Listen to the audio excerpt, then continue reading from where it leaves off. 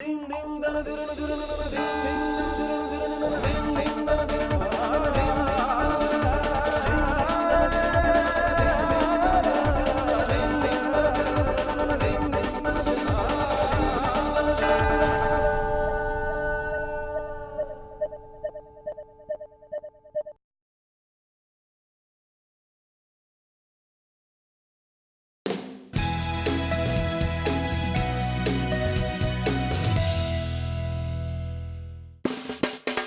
unique artistic evening witnessing bold art and design.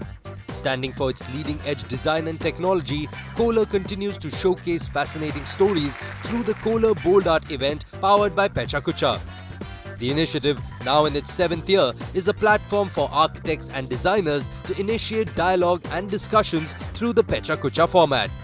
The Mumbai event was graced with the presence of experts from art, architecture and the design arena who offered their rendition of the topic Great Design, Method or Madness. Here are the highlights. We are once again in Mumbai with the latest edition of Kohler Bold Art in Pecha Kucha Style, featuring 6 architects and designers. And this year marks our 7th year hosting such dialogues with the people that inspire us the most. The Kohler Kitchen and Bath brand combines futuristic thinking, rigorous craftsmanship, and sustainability to produce innovative and beautiful design-wear. Undoubtedly, design is embedded in its DNA with a 145-year-old legacy and a global footprint and rich and diverse portfolio of products that offer taps to bathtubs to home decor. And I'd like to invite the head of marketing at Kohler, Varun Gupta, to please kickstart the evening. I am just standing here between the great words that have been spoken and the great works that our guest architects will present. So I can only say that I'm here only for comic relief, and I can promise that after my presentation, every presentation will look very, very intelligent. That's my promise. And that's a legal disclaimer my legal team asked me to put, because I'm putting everything possible. Again, I'm not a designer, I'm a marketing person. All of you would have heard of a story called Mahabharat. All of you have read it. And who would have thought that such a great book, which has all the characters possible, can inspire films like Hum Aapke Hain Kaun, which is all about sacrifice, love, to Gangs of Wasepur. It's all about revenge. सबका बदला आखिर में फैजल ही लेता है. So yes, Mahabharat is a madness. But what we don't talk about is the method. As mythology says, Lord Vyasa narrated Mahabharat 3 years non-stop. Poor guy had to use his tusk to write because he ran out of pen. So that is the method behind the madness which created Mahabharata. But last warning, madness, if continues without method, if you don't put brakes, the man who made Satya made Ram Gopal Verma ki aag. So please guys, have your madness and method intact. This is not a dichotomy. Thank you. So without any more delay, we begin with the much celebrated and talented Jimmy Lim from Kuala Lumpur, Malaysia. He is trained at the University of New South Wales, a conservationist and a champion of heritage and sustainable architecture. Incidentally, Jimmy was part of the jury at the Kohler Bold Design Awards last year, and so we're really excited to have him here this year and hear from Jimmy Lim on great design, method or madness. I'm not mad, but my friends tell me I am. So I don't know what I'm supposed to do. I believe in method. There's no madness. Madness only comes in at the end. Life starts in a methodological order. When I was 15 years old, my mother packed me off to Australia to study, put me on a ship, and off I went. And the guy over there was one of my teachers. And these are some of the guys who I learned architecture from. At that time, the Sydney Opera House was being built, and you've got Jorn Utzon on the left, and this guy on top is my professor in final year called George Molnar. He was a guy who taught me about method. It's not madness. Right? But then, when you return home, you learn all the things that you learned and you apply it. So then I developed this concept of architecture of humility. Because it's only in humility you can apply methodology. You look at things, you understand everything, and from there on, you engage yourself in the fight, the battle of your wits. I call it the Tai Chi of architecture.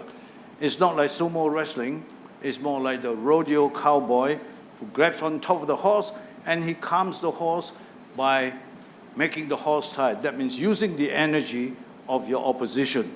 That's what architecture is about. I have created or analyzed 12 mantras, which I call the rites of the tropics, and I apply this in all the projects that we do. So every project, there's a method that every stage you want to strive for something else. Now, this is the first design in 1974 back in Kuala Lumpur. It still have a very strong Australian Sydney school influence. Everything is rigid and so forth.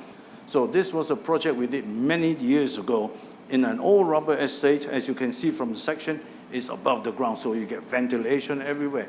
Capitalize on whatever you have, and that's what it is. So this is another project, again, raised on stilts, built in 1983, and all of timber, and has starting to evolve into the concept of architecture without walls. So design is an evolutionary thing. That's it. Thank you. Thank you, Jimmy, for that presentation. And incidentally, we all love your madness. So remain what you are, don't change. Thank you. We move on now to Rahul Qadri, Principal Architect and Partner at IM Kadri Architects, that is 59 years old today, and was set up by his father, who used his signature style and keen architectural instinct to create landmark projects across India in a short time. So let's hear from Rahul Qadri about madness or method in great design. So you have to be mad to be an architect, to begin with, right? So in design, as we know it, is a creative process where you have many needs, but you need to get a single expression of those many needs. We start off with a brief from our clients, study the site, talk to our clients, understand the ideas, and come up with a design that we think is easy, is pristine, that we kind of loved and worked on for over a month. And then we go to our client with this and we present it, and the buts start, right? But and, right? But did I really say that? Or there's someone else in the conversation now who's talking about something else that they need. There's another project manager coming in, or someone's husband coming in, and you need to accommodate all this. You're doing this thing then again and again and again, repeatedly. And after a lot of brainstorming in the office, we distilled our thinking to basically these three words: it's who, what, and why. And we said, if we can carefully do this, and we found that whenever we had addressed these three things carefully, the who, what, and why, things would work. In South India, we were doing the workshop, and we had the marketing team of this developer talking to us about daylight and cross ventilation. We said, what? And they said, yeah, Vastu is not so important. It's the process, when you prioritize things, leads to very different things.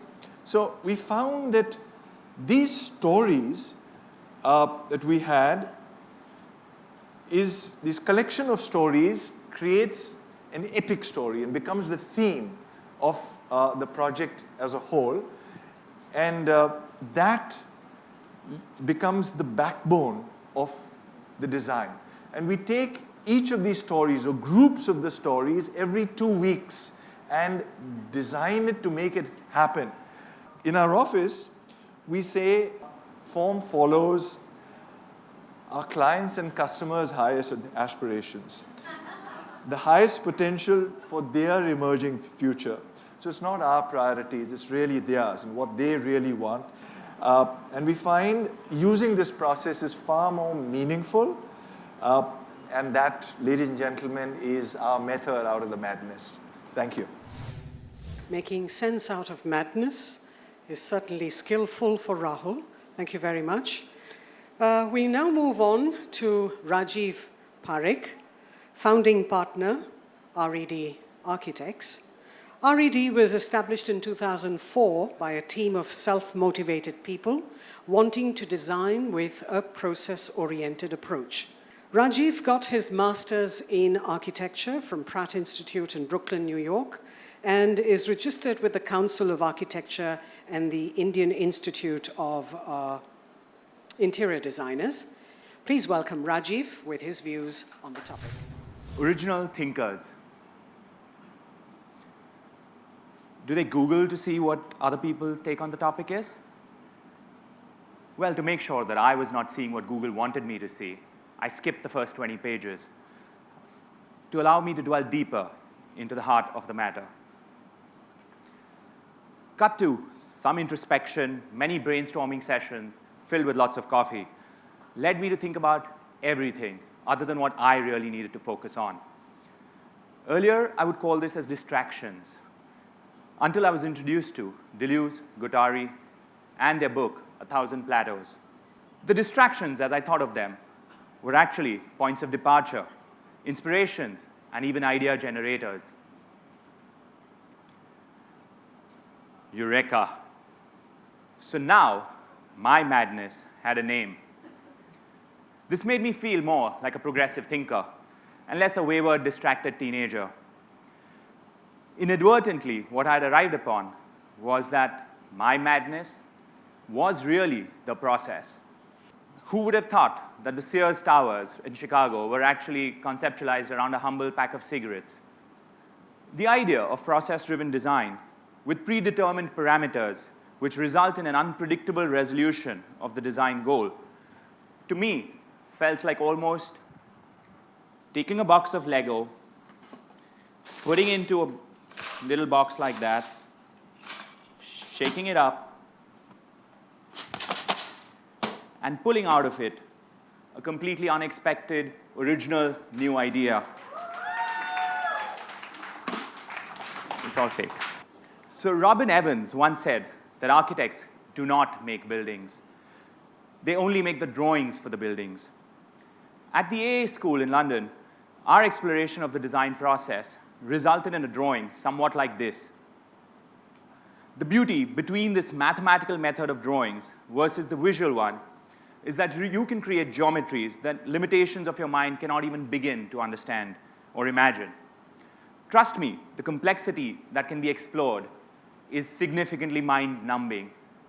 Method, madness, both, or just pure magic, whatever the individual design goals are, and the means to achieve them, if the final product is not functional and fun, of course, the word is embedded into the word functional, the end result to me is slightly futile.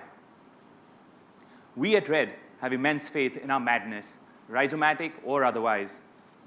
I would like to end by saying that to me, all madness is just method, not yet map.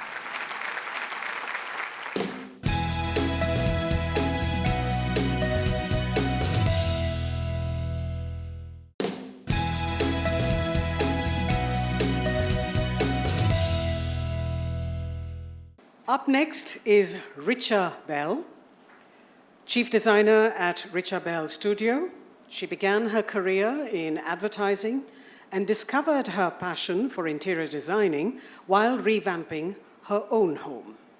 I'm sure you're all curious to learn from Richa her take on our theme.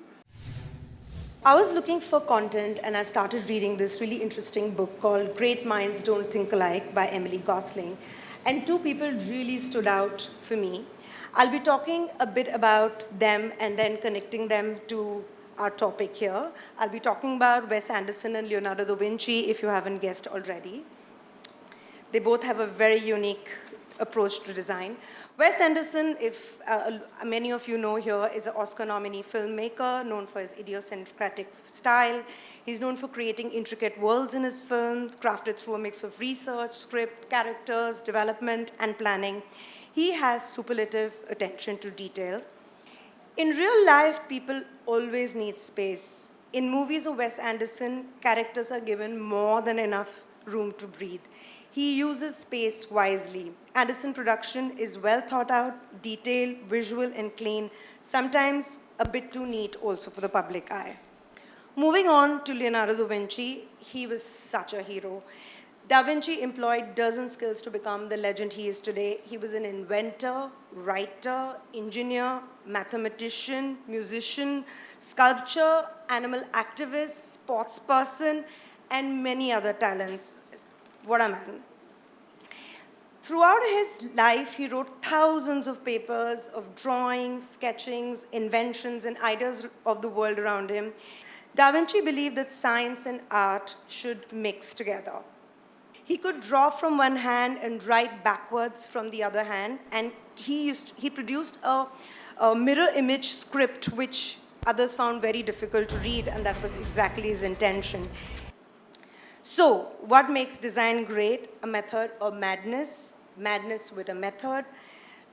There's no given formula. Madness comes from passion, obsession, curiosity, and this madness is a method to achieve. And lastly, in the end, it takes a lot of hard work to get inspiration. Like Pablo Picasso says, inspiration exists, but it has to find you working. There are no shortcuts to hard work. It all comes down to that. Thank you very much. Thank you, Richa. That was quite a fun journey through the presentation.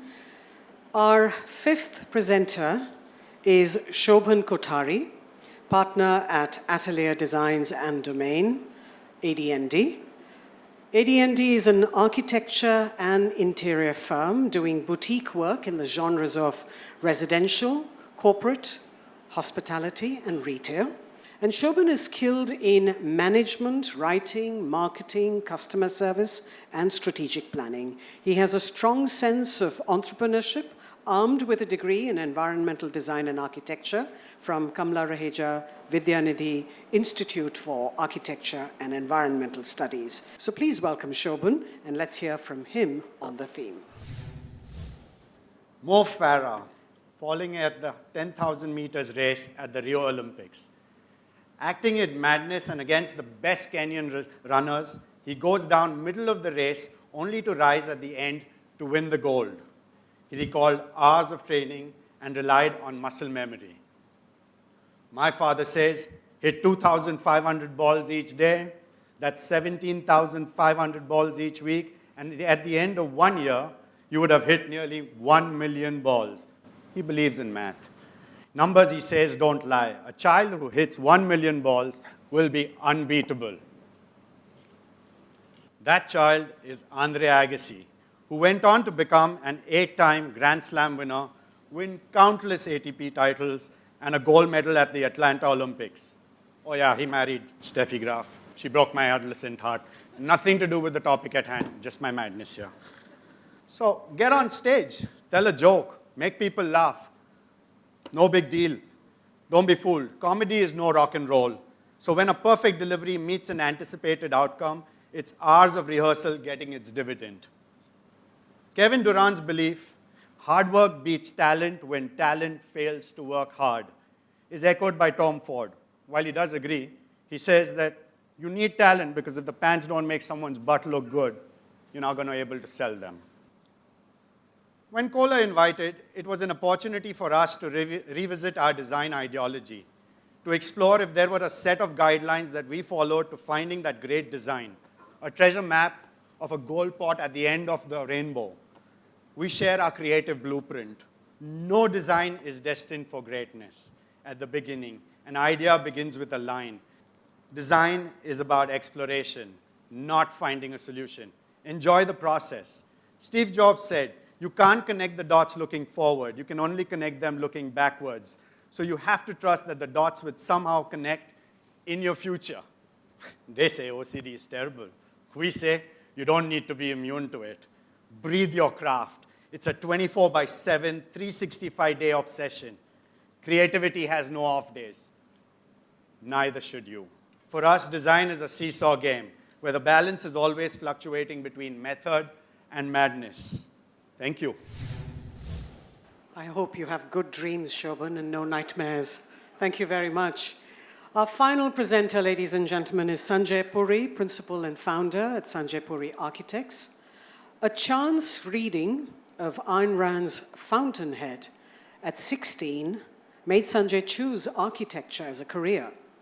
Graduating from Mayo College, he went on to study architecture at the Academy of Architecture in Mumbai. Sanjay Puri architects have so far won 38 international architecture awards, besides many national awards. Ladies and gentlemen, without much ado, here is Sanjay Puri with his views on great design, method, or madness. Great design, method, or madness. You know, in India, with all the changing bylaws that we have everywhere, with clients changing their minds constantly, like Rahul said, with fees that are amongst the lowest in the world, it's seriously mad to just be an architect in India. On a little rooftop in Vienna, in a 200-year-old city, somebody made this crazy whacked out building. I mean, to create that kind of geometry, Coop Himmelblau actually blindfolded themselves. They burnt paper because when you have your eyes open, you create geometries that come from somewhere. But when you do those things, you actually derive geometry that has not been seen before. And these iconic buildings are now all over the world. And then look at all these old buildings. I mean, 200, 300, 400-year-old buildings, which get these mad insertions, which are so crazy when you think about it or when you see the first vision. But what architecture? Amazing architecture. And think of the method that went into making this. Every angle different. The structure, the complication, the number of people that are involved to create this. So, design is madness. It really is madness. But it's madness with this crazy amount of method. It's a huge amount of method that goes into that madness. Like I said before, a simple building, if it takes 10 drawings to make, a complicated one, which is mad, takes 200 drawings to make. That's the kind of effort that you need to put in to make one of those buildings. Thank you. Kohler Bold Art is a unique stage for architectural pioneers to communicate their thoughts in creating great design. The event in every sense was creative and engaging, and Pecha Kucha provides an exceptional platform that helps in building great relationships with the design fraternity.